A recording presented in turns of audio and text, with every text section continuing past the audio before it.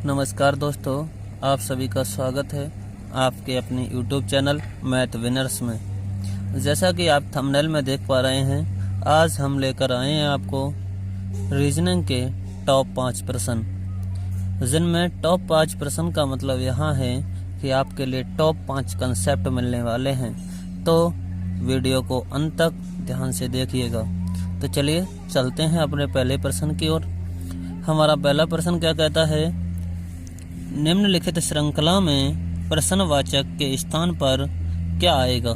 यानी हमारे लिए क्या दिया है दोस्तों, एक सीरीज दी है और हमसे पूछा है जो क्वेश्चन मार्क है यहाँ क्या आएगा।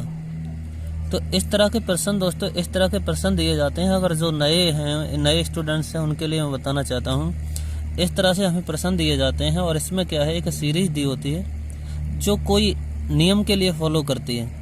कोई भी नियम लागू होता है और उस नियम पर हमें आगे आंसर देना होता है। जैसे यहाँ पर अगर देखें, गौर से देखें, तो यहाँ आया 77, उसके बाद 49। तो यहाँ कोई नियम फॉलो हो रहा है। क्या हो रहा है, अगर आप ध्यान से देखेंगे तो 77, 49, फिर 36, 18 क्वेश्चन मार्क। अगर आप ध्यान से देखें तो ये 49 है, वो क्या है, ये 7 × 7 ही तो है, इन दोनों अंकों की गुणाई तो है।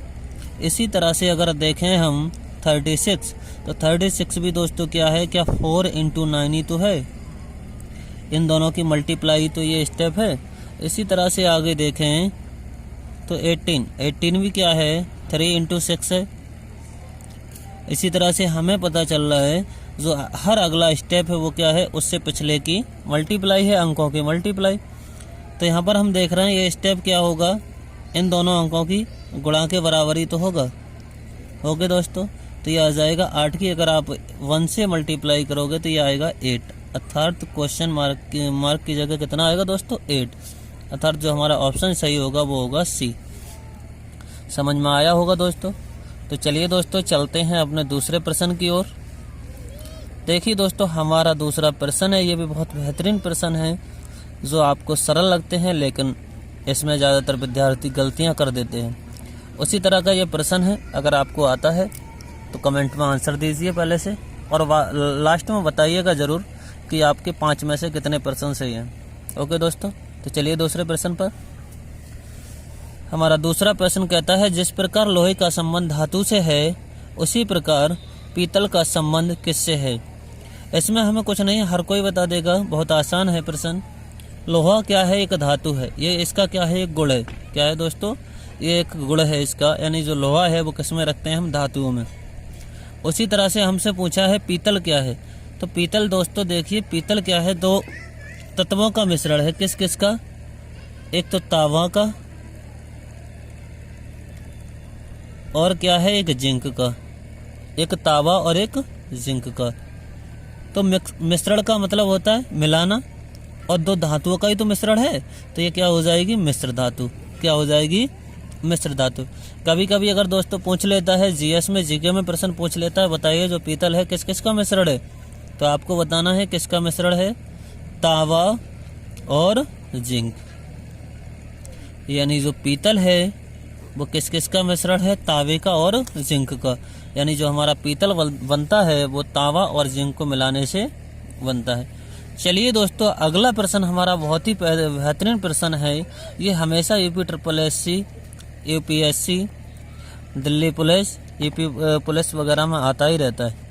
जैसा कि आप देख पा रहे हैं, हमारा तीसरा प्रश्न है, प्रश्नवाचक चिन्ह के स्थान पर क्या आएगा। दोस्तों आसान होता है अगर आप समझ जाएं तब। अगर आप इस कंसेप्ट को, इसे नहीं पकड़ पाए, इसमें कंसेप्ट क्या लगा है, इसमें ट्रिक क्या लग रही है, तो देखिए दोस्तों, हमारा प्रश्न है प्रश्नवाचक चिन्ह के स्थान पर क्या आएगा। अगर आप ध्यान से देखें तो यहाँ पर है कितना, 11, उसके बाद है कितना, 13, 31 है, 13, 31, और इसका क्या रिलेशन है, वही हमें निकालना होता है, इस और इसका प्रश्नवाचक का, 9 का और किसका, प्रश्नवाचक का, वही रिलेशन निकालना है जो 11 में और 13, 31 में। दोस्तों अगर आप ध्यान से देखें तो जो 13, 31 है वो क्या है, क्या बताइए, 11 की पावर 3 नहीं है, अर्थात हम 11 की पावर 3 का मतलब है 11 की 3 बार मल्टीप्लाई करें तो ये 1331 आता है। तो हमें यहाँ से पता चल गया है जो 1331 है वो क्या है, 11 की 3 बार मल्टीप्लाई है। अगर आप क्यों नहीं समझते हैं तो ऐसे समझ लीजिए, यानी 11 की 3 बार क्या है, मल्टीप्लाई है। ओके दोस्तों, इसी तरह से हमें निकालना है 9 की 3 बार मल्टीप्लाई। 9 का क्यों निकालना है, अर्थात 9 की कितनी बार मल्टीप्लाई, 3 बार मल्टीप्लाई। अगर आप 3 बार मल्टीप्लाई कर रहे होंगे तो कितना आएगा, ये 729, 9 में 81, 81 निम्मा 729। ओके दोस्तों, तो हमारा जो राइट आंसर होगा वो होगा ऑप्शन नंबर 2 यानी वी। तो चलिए दोस्तों चलते हैं अपने चौथे प्रश्न की ओर। देखिए ये दोस्तों कोई भी ऐसी परीक्षा नहीं होती जिसमें इस तरह के प्रश्न ना आए, और इसमें कंसेप्ट भी मैंने बहुत अच्छा प्रश्न लिया है। तो देखिए दोस्तों, हमसे पूछा है यदि किसी सांकेतिक भाषा में डिस्क्राइब को ये लिखा जाता है तो ये दिया है कंसीडर को उसी भाषा में क्या लिखा जाएगा। यानी ये कोडिंग डिकोडिंग का प्रश्न है सांकेतिक। इसका मतलब है कोडिंग डिकोडिंग में होता क्या है, किसी प्रश्न को हम किसी और दूसरे अक्षर से या फिर अंक से कोडित कर देते हैं। जैसा यहाँ पर ध्यान से देखें तो DESCIVE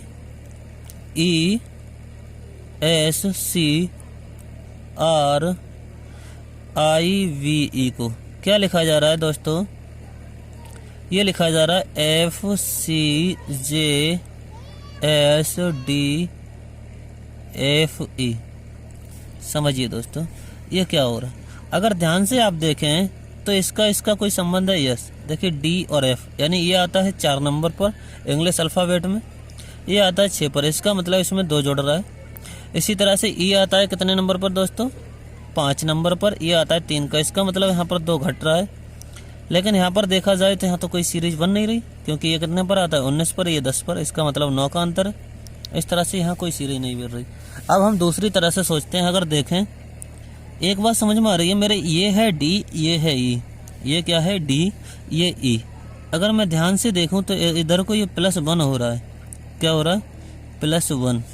इसी तरह से ये है E, इधर से ये क्या है F, ये क्या है +1 हो रहा है, यानी अगला अक्षर आ रहा है। इसी तरह से S, इसी तरह से क्या है, सॉरी दोस्तों प्रश्न में मैंने मिस्टेक कर ली है, ये क्या है दोस्तों S है, सही है। जैसा कि दोस्त आप देख पा रहे हैं जो अभी हमने 1+ कर रहे हैं, ये भी हमारा तरीका नहीं लग रहा है। तो चलिए हम कोई दूसरा तरीका लगा कर देखते हैं। पहले उतार लेते हैं DESCRIVE।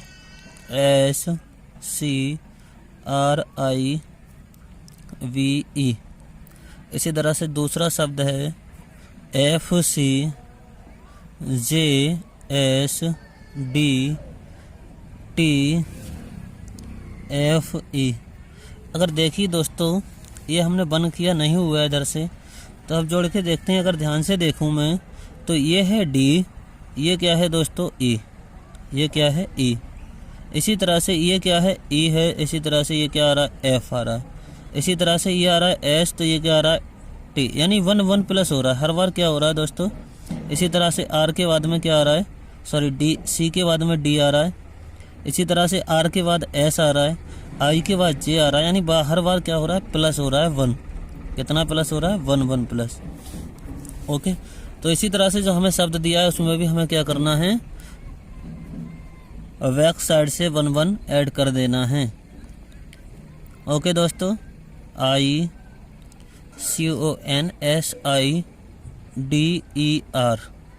यानी हमें क्या करना है, 1 ऐड कर देना है। तो करिए दोस्तों, C में 1 ऐड करोगे 3 नंबर पर, C आती है, D आती है 4 पर, तो D आ जाएगा। O 15 क्या आ जाएगा दोस्तों, P 16 पर P आती है। N आती है 13 पर, O आ जाएगा, सॉरी N आती है 14 पर, O आ जाएगा 15 पर।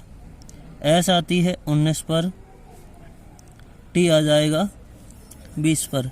इसी तरह से I आती है 9 पर, J आता है 10 पर। इसी तरह से दोस्तों D आती है 4 पर, ई आती है 5 पर, तो यहाँ ई आ जाएगा। इसी तरह से यहाँ एफ आ जाएगा, यहाँ कितना आ जाएगा, एस आ जाएगा। तो देखिए दोस्तों हमारा इस तरह का कौन सा एस एफ ई जे टी ओ पी डी, तो हमारा पहला ही ऑप्शन क्या है, राइट है।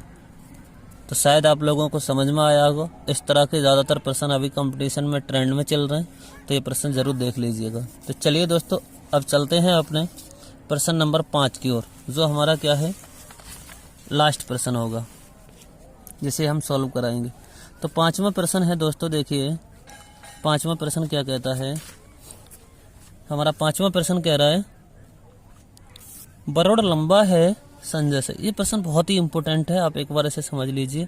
बरोड़ लंबा है संजय से, तो आपको पता होगा अगर ए चिन्ह किसका होता है, इधर जो लंबा है यानी ए मान लीजिए लंबा है बी से, तो ये हम कौन सा साइन लगाते हैं, ए लंबा है, ये छोटा है। ओके दोस्तों, यानी जिस तरफ मुंह फैला दें वही क्या होता है, छोटा होता है। जो मुंह फैलाए दूसरे की तरफ बड़ा है वही क्या है, छोटा। जैसे बी इधर मुंह फैलाए तो ये क्या है, बी छोटा है ए से, तो हमें यही करना है। बरोड़ लंबा है संजय से, जो बरोड़ है दोस्तों वो क्या है, लंबा है किससे, संजय से, तो संजय मुंह फैलाएगा किधर, इधर। इसी तरह से दूसरा कह रहा है विपुल लंबा है बरोड़ से। विपुल है वो किससे लंबा है, बरोड़ से, यानी विपुल है वो इससे भी लंबा है, बरोड़ से भी लंबा है। कौन, विपुल। यहाँ तक मैच हो रहा है। उसके बाद कह रहा है कृष्णा उतना लंबा नहीं है, कृष्णा उतना लंबा नहीं है जितना विपुल है। यानी जो कृष्णा है वो क्या है दोस्तों, विपुल के बराबर नहीं है, विपुल के बराबर तो नहीं है, लेकिन किंतु बरोड़ से लंबा है। किंतु किससे लंबा है, बरोड़ से, अर्थात ये विपुल बराबर तो नहीं है, विपुल से तो क्या है, छोटा है, लेकिन बरोड़ से क्या है, बड़ा है। तो दोस्तों यहाँ आ जाएगा कौन, कृष्णा। और हमसे पूछा क्या है, हमसे क्या पूछा है, तो देखिए दोस्तों चारों लोग सेट हो चुके हैं, चारों मित्र। तो उसके बाद में हमसे पूछा है सबसे लंबा कौन है। तो देखिए दोस्तों सबसे लंबा कौन है, यही है, क्योंकि सब इसी की तरफ को मुंह किए हुए पड़े हैं। तो कौन है सबसे लंबा, विपुल। देखिए कौन सा ऑप्शन सही होगा, वी। ओके दोस्तों, तो चलिए दोस्तों चलते हैं हम छठे प्रश्न की ओर। लेकिन जैसा कि आपने देखा होता, हमने कितने प्रश्न बताए थे, 5।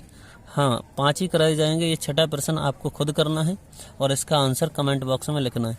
देखिए दोस्तों छठा प्रश्न क्या है, मैं बता दे रहा हूँ थोड़ा सा। छठा प्रश्न है अंग्रेजी वर्णमाला में बाएं से 20वें अक्षर के बाएं 10वां अक्षर कौन सा होता है। तो ये मैं बायां और दायां बता दे रहा हूँ वर्णमाला। इस तरह से हम वर्णमाला लिखते हैं, AV डैश क्या है, YZ। तो ये अगर इधर जा रहा है तो ये जा रहा है किधर हम दोस्तों, दाएं। किधर जा रहा है, दाएं तरफ, यानी जो हमारा दायां है वही क्या होता है, वर्णमाला का दाएं। इधर जा रहा है तो दाएं जा रहा है, इधर आ रहा है तो दोस्तों Y। ओके, अब इस प्रश्न को आप खुद करेंगे और जो भी आंसर आएगा उसे कमेंट बॉक्स में लिखेंगे। तो चलिए दोस्तों आज का वीडियो यहीं तक रखते हैं। नमस्कार।